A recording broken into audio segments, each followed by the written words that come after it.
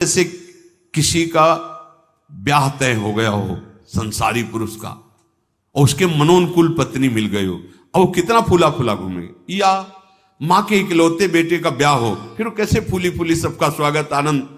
अब ये कहां परमानंद में प्रभु से उदाहरण बैठेगा, पर वो तो अद्वितीय है, अचिंत्य है।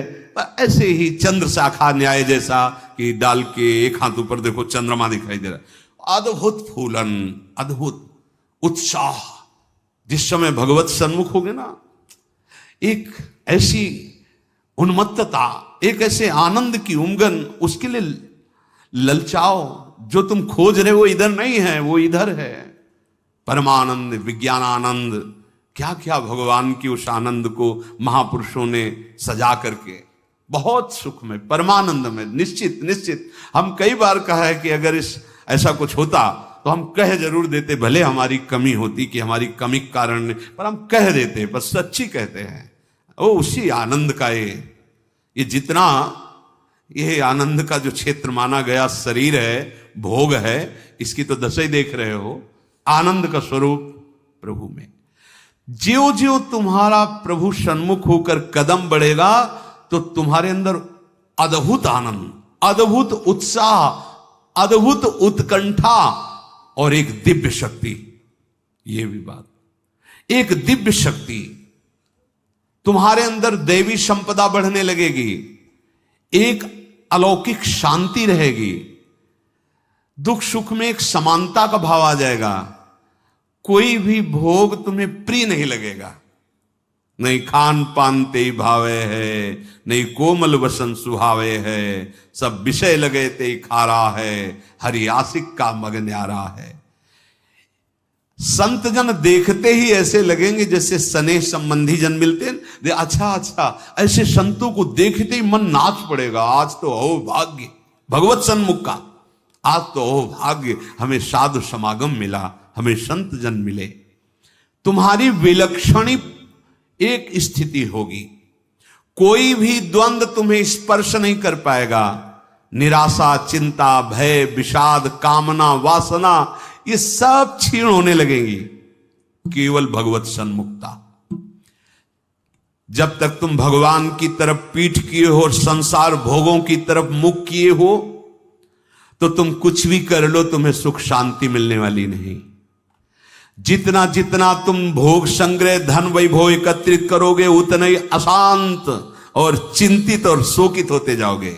ये महापुरुषों की बात है, देख लो अपने हृदयों को।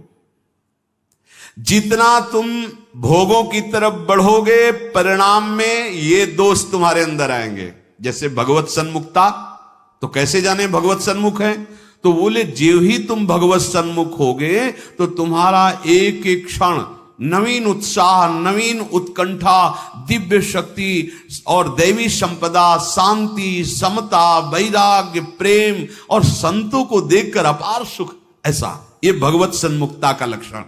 अब यहां बता रहे, चाहे जितना तुम धन वैभव भोग एकत्रित कर लो, भगवत विमुख हो, तुम्हें कभी सुख शांति नहीं मिल सकती। भगवत विमुख का लक्षण क्या है? भय, विषाद, चिंता, राग, द्वेष, वैर, अशांति, द्रोह, दंभ, पाखंड, परिग्रह, हिंसा, कामना, वासना, ममता, दुर्गुण, दुर्विचार, भयानक दुख, ये भगवत विमुख के लक्षण है।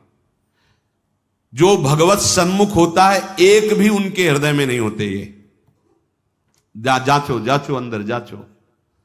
भगवत विमुक्ता का लक्षण, मूल लक्षण, भोगों में सुख है, इसी में सारे दोष बैठे हुए हैं। और जहां भगवत सन्मुख हुए, तहां तुम्हारा प्रतिपल नवीन उत्साह, नवीन उत्कंठा, दिव्य शक्ति, दैवी संपदा, शांति, समता, वैराग्य, प्रेम, समस्त द्वंद्वों से छूट करके एक अद्भुत आनंद और संत समागम जीवन बन जाएगा। देखो राधा बाबा पूर्ण महापुरुष हैं, कोई उनको जानना थोड़ी साधन साध्य के विषय में, पर आपको ध्यान होगा जब ऋषिकेश में उनके गांठों में बहुत दर्द, वात रोग के कारण, तो वो अपने निजी जन से कह रहे थे, भाई मुझे सत्संग में पहुंचा दो। वो सेवा करते करते शायद श्रमित हो गए होंगे या जो भी, तो उन्होंने बाबा की इस बात का सपोर्ट नहीं किया।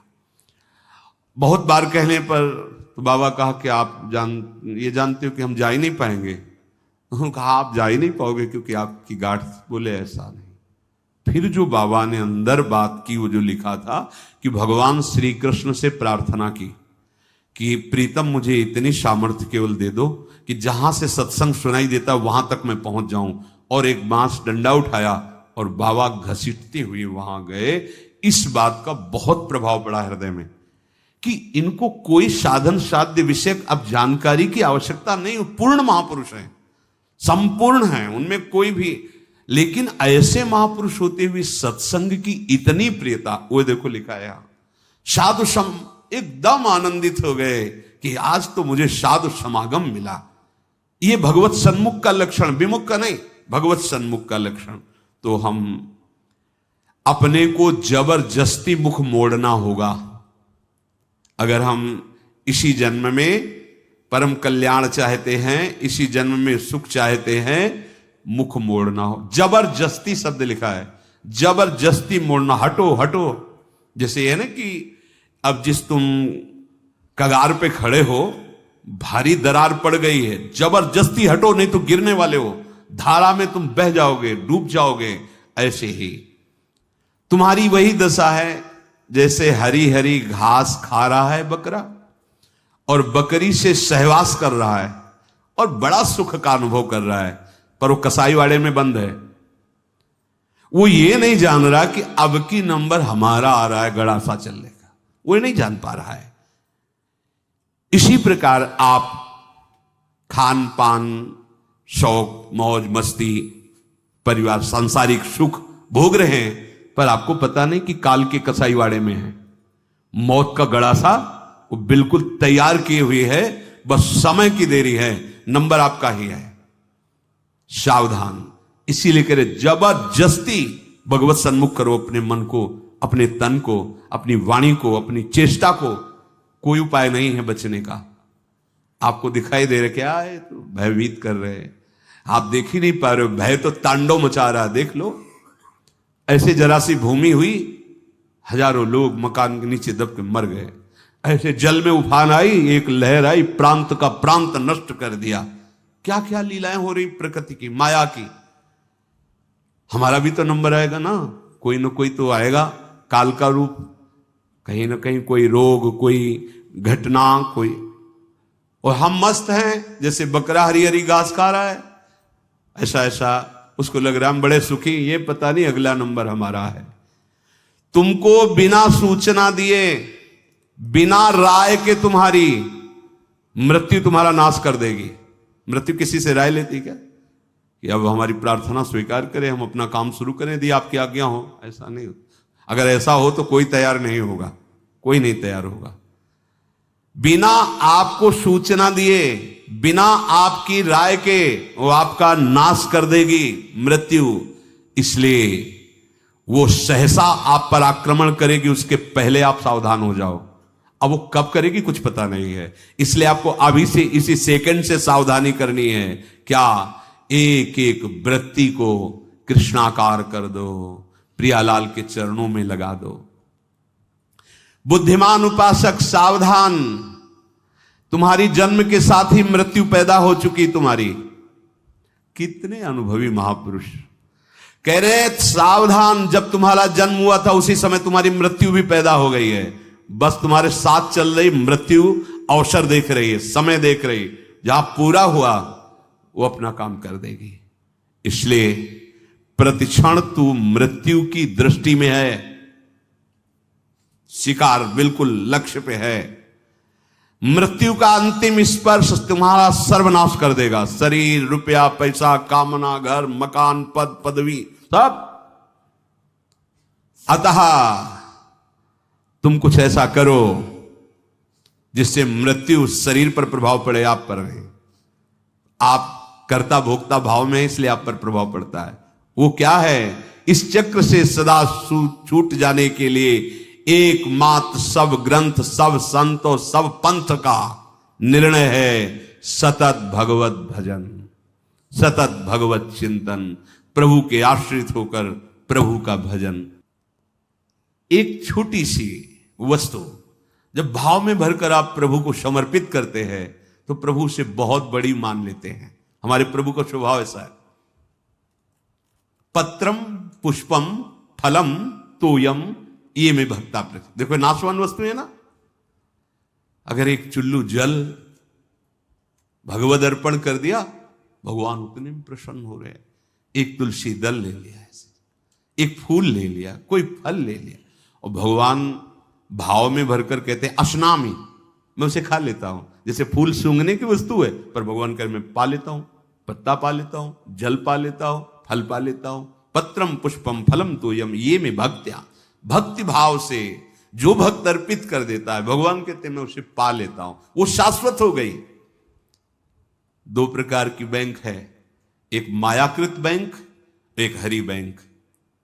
हरि बैंक में वही वस्तु जमा होती है जो त्वदीयम वस्तु गोविंदम तुभ्यमेव समर्पय से होता है। ध्यान रखना, आपके द्वारा दी हुई वस्तु आपको समर्पित है, ये हरि बैंक में जमा हो गया। अगर आप निष्काम भाव से करते तो भगवत प्राप्त हो जाएंगे, सकाम भाव से करते तो आपको बहुत आगे बढ़ करके मिलेगी। और यहां जो बैंक में मायाकृत जमा है ये सब रद्द, शरीर छूटा सब व्यर्थ गया।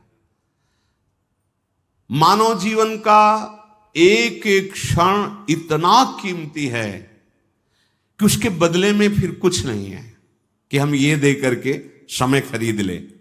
तो ऐसे समय को केवल केवल महामहिमा में भगवान नाम स्मृति में लगाओ। सब चेष्टाएं हो रही, नाम जप कर रहे हैं, आपका बैंक बैलेंस बढ़ रहा है। एक एक नाम, जैसे कोई भूखा व्यक्ति एक एक कवल पाता है तो तुष्टि पुष्टि क्षुधा निवृत्ति होती जाती है, ऐसे ही एक एक नाम संसार से वैराग्य, अपने स्वरूप का ज्ञान और भगवान के चरणों में प्रेम, ये तीनों होते चले जा रहे हैं। पर जैसे बहुत भूख लगी हो तो दो चार कवल में और भूख बढ़ती नजर आती है, तृप्ति का बोध नहीं होता। आधे पेट होने के बाद फिर स्वाद और तृप्ति का अनुभव होने लगता है। फिर पूरा जब पेट भर जाता है तो कहना क्या है। ऐसे ही अभी हम थोड़ा भजन करते तो और जलन बढ़ रही है।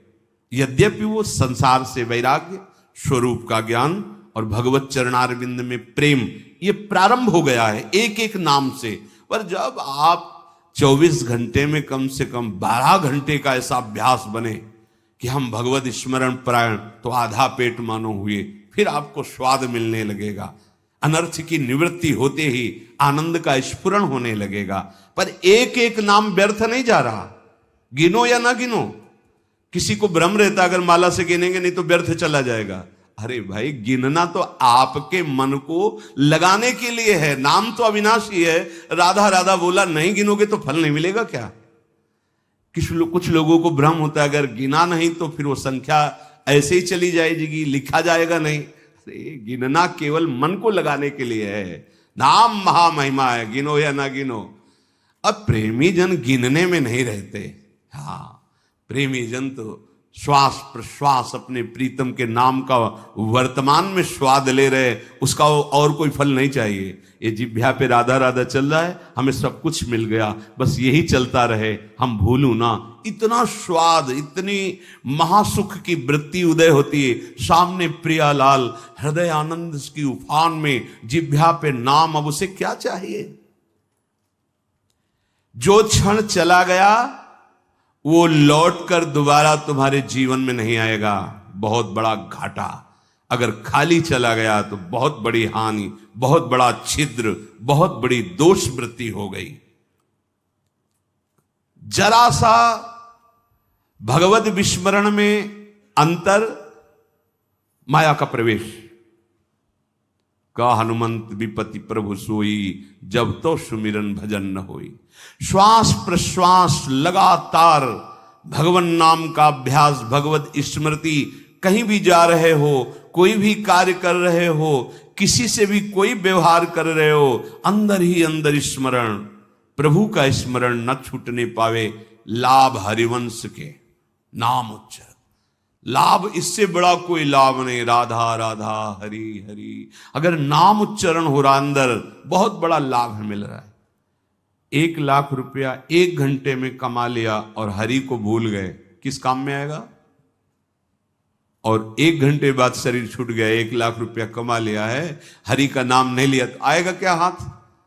और 1 घंटे लगातार नाम जप किया है, भले हमारे पास लौकिक वैभव नहीं है, लेकिन ना तो संताप होगा, न शोक होगा, न चिंता होगी, न भय होगा, एक आनंद, और वो अनंत काल के लिए बैंक में जमा हो गया अविनाशी नाम। ये हमारी समझ में क्यों नहीं आ रहा? लाखों रुपया इकट्ठा कर ली, चिंता है, शोक है, भय है, नाना प्रकार की वासनाएं जल रहे, लाभ क्या मिला? नाम चल रहा है, माना कि आपके पास उतना ऐश्वर्य नहीं है, यथा लाभ संतोष, जितना प्रभु दिए पर आपका हृदय प्रफुल्लित रहेगा, भरोसा बहुत बड़े स्वामी का है, और एक एक नाम आपका जमा हो रहा है। सदगुरुदेव भगवान एक दिन बोले थे, एक एक सेकंड का तुम्हारे हिसाब होगा। ऐसा नहीं कि तुम नाम जप कर रहे हो, उनके लिए जल रहे हो, कष्ट सह रहे हो, तो तुम्हें किसी को बताने की जरूरत है। एक एक सेकंड का हिसाब होगा और आप निहाल हो जाओगे। वो एक एक सेकंड आपको देख रहा है, आपके एक एक सेकंड की वृत्ति का हिसाब होगा। बहुत उदार दानी हैं हमारे प्रभु, अति उदार भी सुंदर। ऐसे मालिक के सेवक हो, वो एक एक सेकंड देख रहा है और तुम्हारा हिसाब करेगा। बाहर से नाटक करोगे, भक्ति का दंभ करोगे तो समय लगेगा, दंभ पूर्वक भी भक्ति की व्यर्थ नहीं जाती। झूठा खेले साचा हो, एक दिन ऐसा झटका लगेगा माया का कि अपने आप सच्चाई पे खड़े हो जाओगे। वो बहुत खिलाड़ी है, उससे बड़ा कोई खिलाड़ी नहीं। करो करो दम, करो नाटक। अब वो अपना नाटक विस्तार करेगा और ऐसी जगह खड़ा करेगा जहां कोई नहीं, तब पुकारोगे हे हरि, तो बोलेगे आ जाओ, हम तो पहले ही बांह फैलाए बैठे थे, पहले ही तुम तो हमें केवल निमित्त बनाकर भोगों के लिए तुम चल रहे थे, लेकिन अब असलियत में पुकारा, आओ हम तुम्हारे स्वागत के लिए खड़े हैं। झूठा खेले, ये खेल ऐसा है, झूठा खेले साचा होए। अगर झूठ से भी कोई भक्ति करने लगे तो सच्चाई में भगवान उसे भक्त बना देते हैं।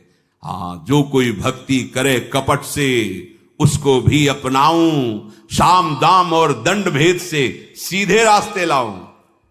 साम दाम दंड भेद, सीधे रास्ते लाऊं, नकली से बनाऊं असली। यही मेरे मन में छड़ी भगत मेरे मुकुट मणि।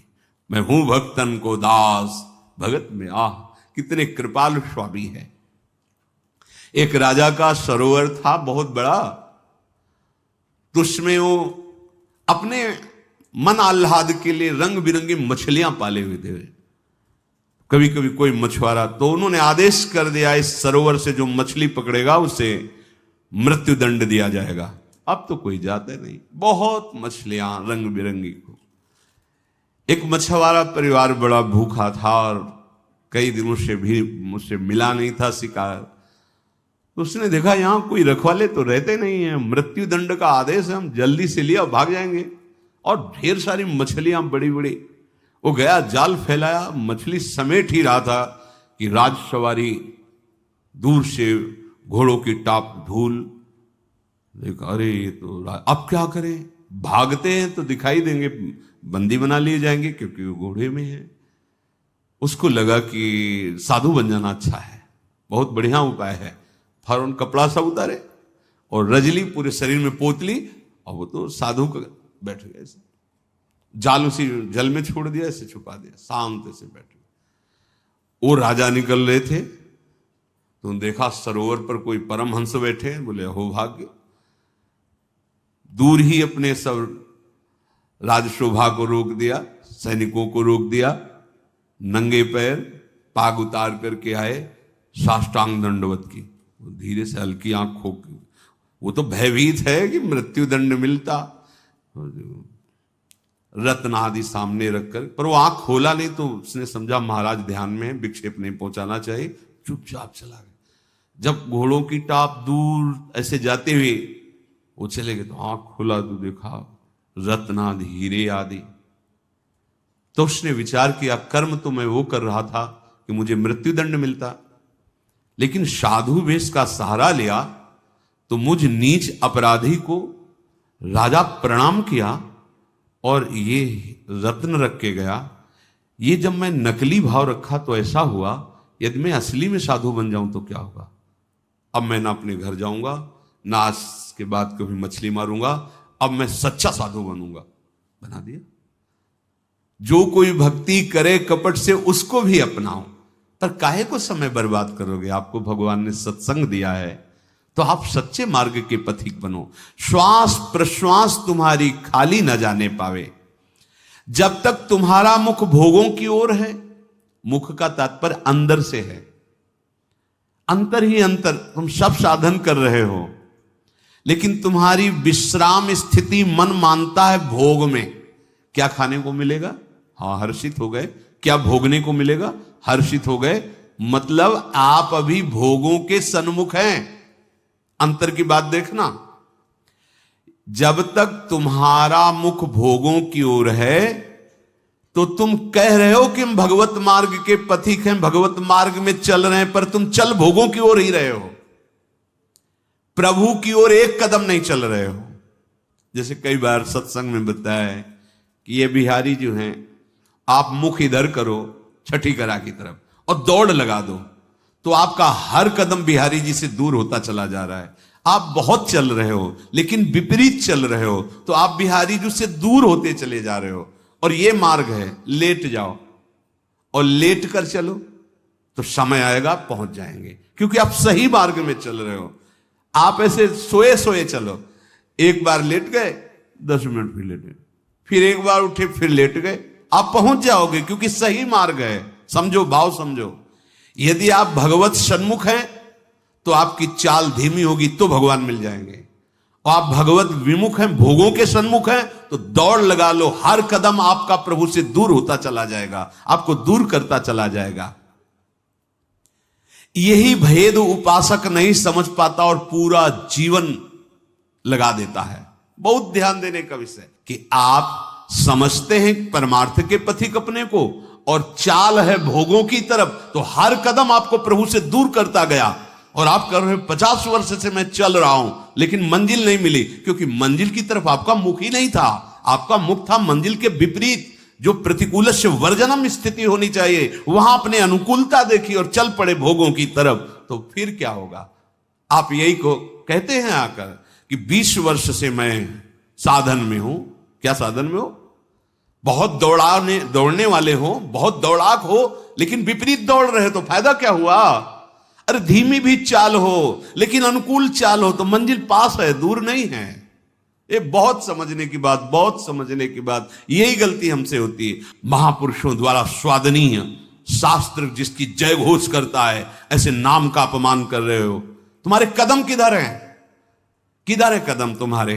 तुम्हारी चाल किधर है? पहले देखो ना। अरे सन्मुख होए जीव मोई जमही, जन्म कोट यज्ञ नाश होते। मेरे प्रभु कहते हैं करोड़ों जन्म के पाप उसी क्षण नष्ट कर देता हूं जब सन्मुख होते। सन्मुखता का मतलब समझो, अंदर ही अंदर